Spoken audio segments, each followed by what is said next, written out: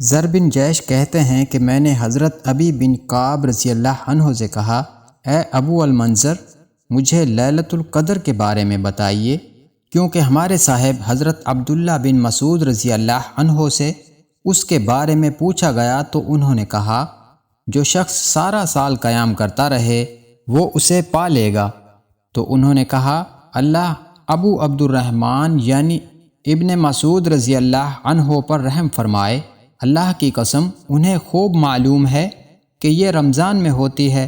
مسدد نے اضافہ کیا، لیکن انہوں نے ناپسند کیا کہ لوگ صرف رمضان ہی پر تکیہ کر لیں، یا انہوں نے چاہا ہے کہ لوگ اسی پر تکیہ نہ کر لیں۔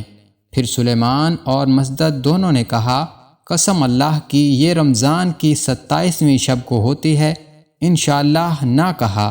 میں نے کہا، اے ابو المنذر، آپ کو اس کا کیسے علم ہوا؟ انہوں نے کہا، اس علامت سے جو رسول اللہ صلی اللہ علیہ وآلہ وسلم نے ہمیں بتائی ہے۔ عاصم نے کہا، میں نے جناب زر سے پوچھا، وہ علامت کیا ہے؟ انہوں نے کہا، اس رات کی صبح کو سورج تشت یعنی تانبے کی بڑی پلیٹ کی طرح نکلتا ہے اور اونچا ہونے تک اس میں شعاع اور حدت نہیں ہوتی۔